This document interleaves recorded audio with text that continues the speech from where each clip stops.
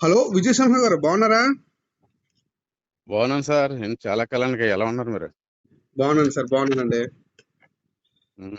ఎక్కడ ఉన్నారు? యుఎస్ఏ ఇండియాలో ఉన్నారా? ఇండియాలోనే సార్. ఇండియాలో ఉన్నారా? ఎలా ఉన్నారు? ఫ్యామిలీ అందరూ బాగున్నారా?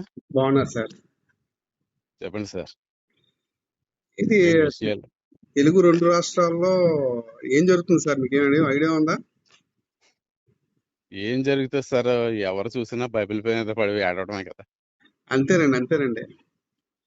బైబిల్ పడి ఏడిషన్లు ఎక్కువైపోయారు సార్. మ్మ్. అదొక బిజినెస్, ఏముందండి అదొక ఇప్పుడు? బిజినెస్ అయిపోయింది సార్. అంటే డబ్బులు సంపాదించడానికి అదొక మార్గంగా పెట్టుకున్నారు. యేసుని విమర్శిస్తే, బైబిల్ విమర్శిస్తే ఆ ఇక మాకు పైసలు వస్తాయి అనే కాన్సెప్ట్ లకి అలాగా చాలా మంది వచ్చారు. మన కళ్ళు ఎదురుకుండా ఉన్న వాళ్ళు ఎంతో మంది ఉన్నారు కదండి. ఎంతో ఆ, మందిని చూస్తున్నాం కదా. ఒకనొక చూస్తున్నాం, టైంలో చూస్తున్నాం. అరటిపళ్ళు అమ్ముకున్నప్పుడంట, అవును, ఇప్పుడేమో కుబీరుడు అయిపోయాడు. అవును. వీళ్ళ బ్రతుకులన్నీ ఎలా వచ్చాయనేది కూడా ఉమ్, చాలా మంది హైందవ సహోదరులకి తెలుసండి. తెలుసు, తెలుసు, తెలుసు. అవును. అయ్యో, హైందవుల్లో చాలా ఉమ్, మంది ఉమ్, సార్, ఒకానొకటప్పుడు ఉమ్.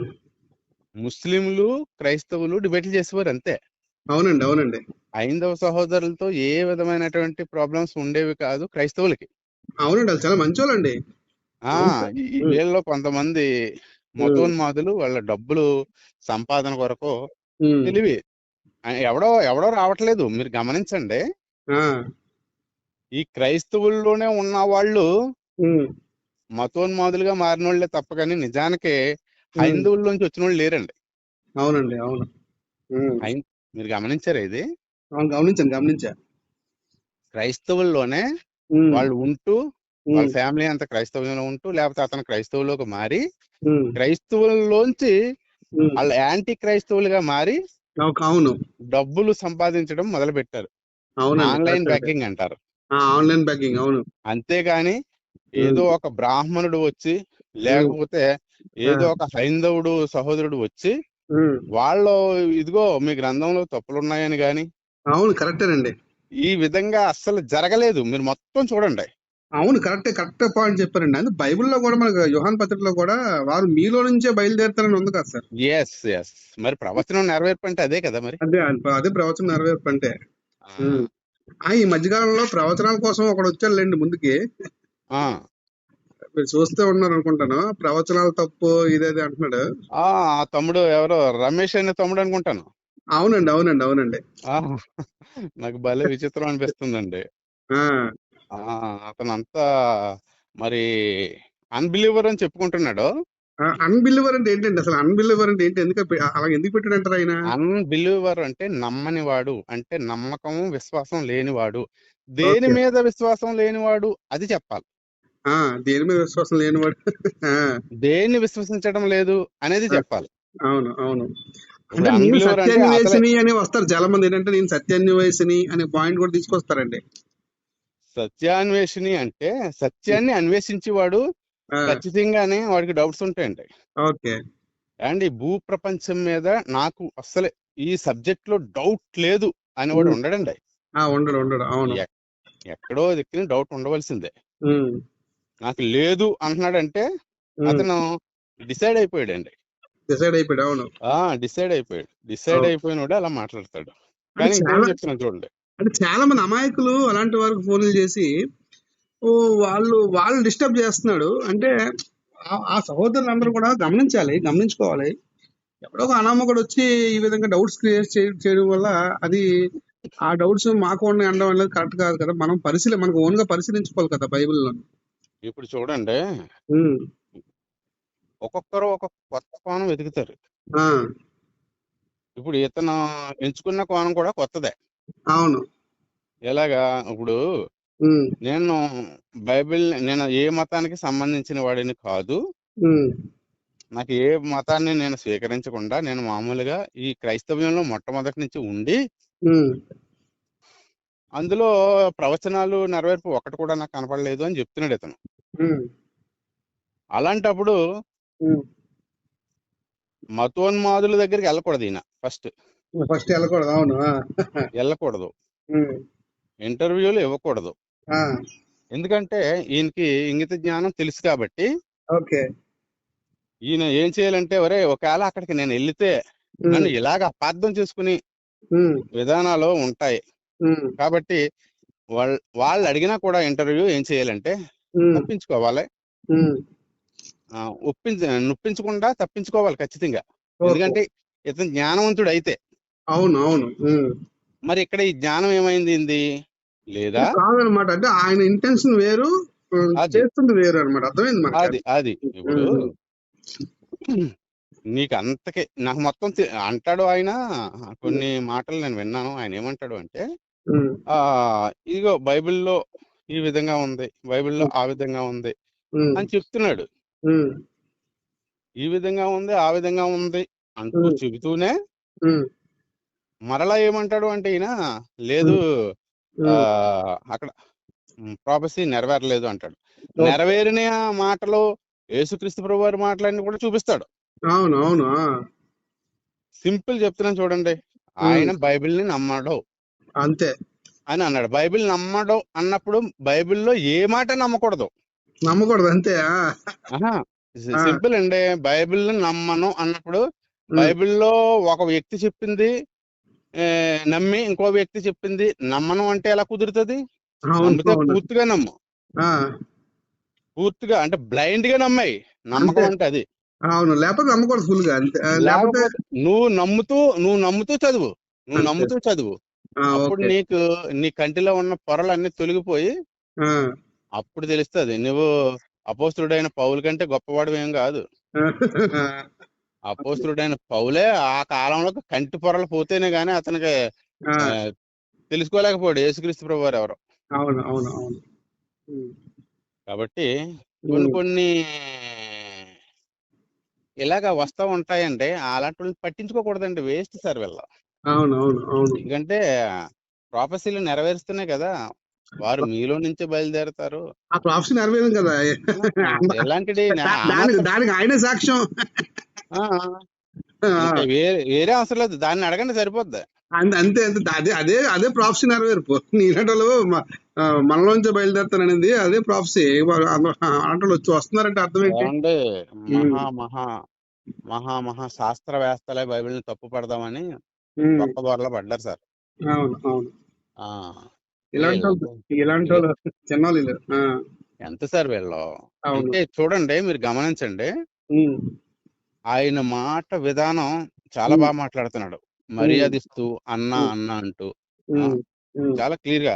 మనోళ్ళు కొంతమంది మాట్లాడుతున్నారు. నాకు మనోళ్ళు మాటలే నచ్చట్లేదు నిజానికి చెప్తున్నాను. ఎందుకంటే మనోళ్ళు ఆయన్ని మాట్లాడనివ్వట్లేదు, సమాధానం చెప్పనివ్వట్లేదు, మాట్లాడనివ్వట్లేదు, అడగనివ్వట్లేదు. ఇది కాదు. ఏంటంటే సింపుల్, ఎక్కువ అవసరం లేదు. ప్రాపసీ ఒకటి కూడా నెరవేరలేదు అని అంటున్నాడు. ఆయనలోనే నెరవేరింది. అంతకంటే ఎక్కువ అవసరం లేదు. ఒకటే, సమస్తము తెలిసిన వాడు దేవుడై ఉండాలి. బైబిల్ గురించి తెలిసిన వాడు. అది ఎక్కడ ఉన్నది సార్? చూపించండి నాకు రిఫరెన్స్. అది ఎవరికి కనపడదు రిఫరెన్స్? కంటి పొరలో మూసిపోయిన వాళ్ళకి కనపడదు. ప్రతిదీ కూడా సార్ ఎలాంటి వారిని, ముఖ్యంగా ఈ చిన్న వయసు బాగా తమ్ముడిది, పైగా వాళ్ళ అమ్మగారిని ఆయన మార్చాడట. వాళ్ళ అమ్మగారు దేవుని కొరకు వీళ్ళని వదిలేసి వెళ్ళిపోయిందట. అంటే ఎవరు స్ట్రాంగ్? ఇద్దరిలో ఎవరు స్ట్రాంగ్ దేవుని కొరకు బ్రతకడంలో? వాళ్ళ అమ్మగారు స్ట్రాంగ్ అని ఈయనే చెప్తున్నాడు. అంటే మనుషుల కంటే దేవుడు ఎక్కువ అనేసి ఆవిడ వెళ్ళిపోయిందా?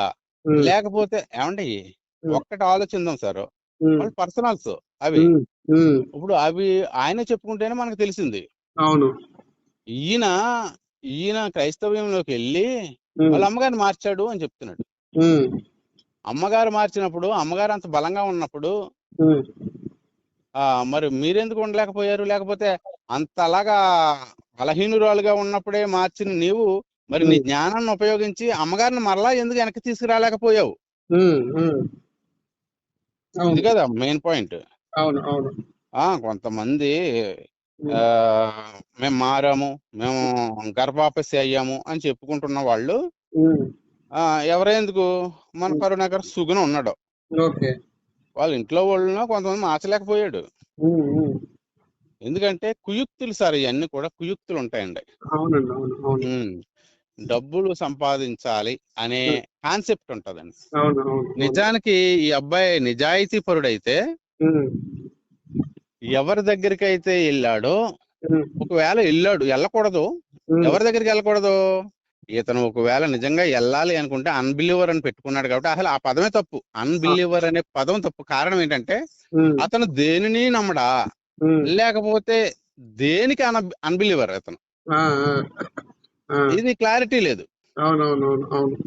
అన్బిలీవర్ అంటే ఉమ్, దేన్ని విశ్వసించిన వాడా, ఉమ్, దేన్ని నమ్మని వాడా, ఉమ్. లేకపోతే దేన్ని నమ్మని వాడు.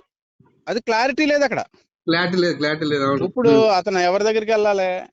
ఒకవేళ నిజంగానే అసలు దేవుణ్ణే నమ్మనివాడా ఉమ్, అనుకుంటే ఉమ్, ఈయన ఎవరి దగ్గరికి వెళ్ళాలంటే, కొంతమంది ఉన్నారు బ్యాచ్, వాళ్ళు దేవుణ్ణి నమ్మరు. ఉమ్, ఉమ్, ఆ బ్యాచ్ దగ్గరికి వెళ్ళి, ఇదిగోండి నాకు ఇలాగ అయింది, నాకు నిజమే దేవుడు లేడు అనే ఉమ్, మాట వాస్తవమే అని వాళ్ళ ఉమ్, దగ్గరికి వెళ్ళి మాట్లాడాలి. లేదు, ఉమ్, ఉమ్, మరలా ఏమంటాడు, ఉమ్, నేను ఉమ్, నేను హిందువుని కాదు, హిందువుగా మారలేదు అని అతని నోటితో అతనే చెప్తే, ఉమ్, ఆ మతోన్మాదుల దగ్గరికి వెళ్తున్నారు. హిందువుల దగ్గరికి కూడా వెళ్ళట్లేదు ఇతను. ఉమ్, ఉమ్, మతోన్మాదుల దగ్గరికి వెళ్ళి వాళ్ళతో ఉమ్. ఇంటర్వ్యూలు చేస్తున్నాడు. మతం మందులకు ఎందుకు వెళ్తున్నారంటారు? దాని ప్రణాళిక ఏంటంటారు అసలు? ఆ అదే తర్వాత ఇంకొకటి మీరు గమనించారో లేదో, ఉమ్, ఆయన వీడియోలు మాట్లాడే కింద ఉమ్. క్యూఆర్ కోడ్ ని కూడా పెడుతున్నాడు. ఆయన ఆ, అవును, అవును. Phone pay, QR code Google లో పే. ఫోన్ పే నెంబర్ లో పెడుతున్నాడు. ఆ, దాన్ని బట్టి ఆయన కుయుక్తి అర్థం అవట్లేదు అక్కడ మీకు.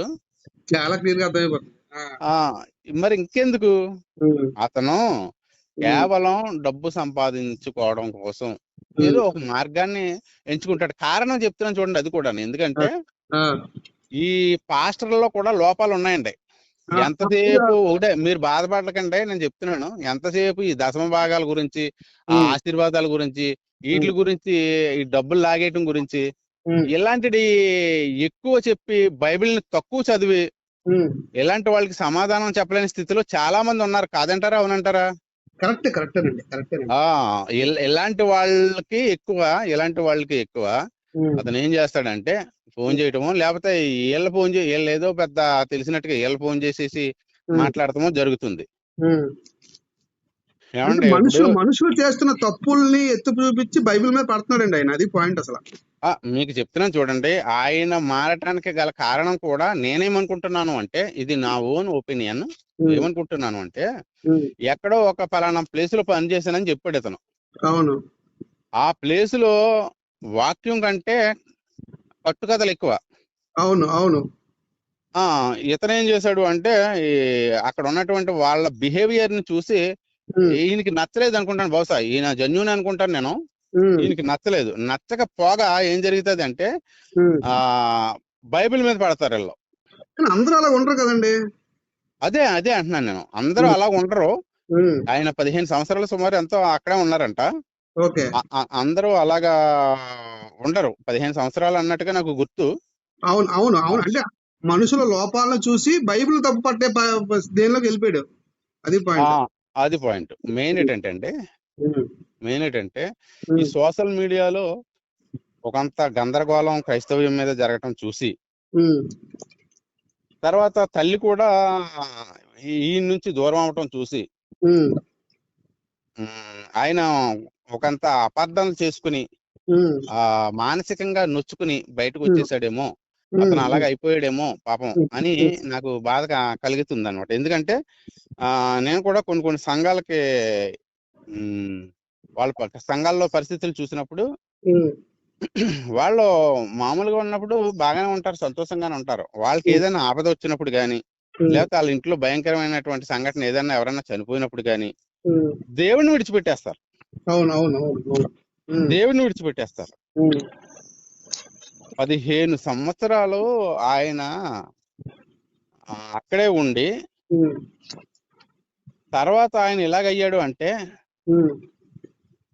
మరి ఆయన బ్యాక్గ్రౌండ్ ఏం జరిగింది అనేది మనం ఆలోచన కూడా చెయ్యాలి. అవును, అవును. ఎందుకంటే సార్ సత్యాన్ని వేసుగా ఉన్నాను అంటున్నాడు కాబట్టి ఆయన అలా అవన్నీ చూడకూడదు. బైబిల్లో ఏముందో అది మనం పరిశీలించుకొని మనం ముందుకెళ్ళాలి కానీ దేవుని వైపు చూడాలి కానీ సింపుల్ సింపుల్ సార్. విశ్వాసానికి కర్త దాన్ని కొనసాగించేవాడి వైపు చూడాలి కానీ మనుషులు చూసి అసలు నీ సత్యాన్వేషణ అనకూడదు కదా. అది మిస్టేక్ అంటున్నాను నేను. అవునండి, అవును. ఇంకొక విషయం చెప్తున్నాను చూడు, అది ఆయన చెప్పడు, అలాగని చెప్పడు. ఎందుకంటే అలా అని చెప్పాడు అనుకోండి, ఏమంటాడు, మనం ఇలాగ అడుగుతామనేసి అలాగే చెప్పడం లేదు, లేదు బైబిల్లోనే కాంట్రవర్సీ ఉన్నాయి అంటాడు. ఓకే. అయితే ఇంకోటి ఏంటంటే, ఈయన అన్బిలీవర్ అనే కంటే ఈయన ఏమనుకోవాలంటే పరిశోధకుణ్ణి అని పెట్టుకుంటే బాగుండు. పరిశోధకుణ్ణి అని పెట్టుకుంటే అదేమవుతుంది, బైబిల్ పరిశోధకుడిని అనుకుంటే పరిశోధనలో ఈయనకి తెలిసినవి చెప్పొచ్చు, తెలియని అడగొచ్చు. అవును, అవును. అది అంతే తప్ప డైరెక్ట్ గా అన్బిలీవర్ అని పెట్టుకున్నప్పుడు అన్బిలీవర్ తో మనకేంటి? అవునండి.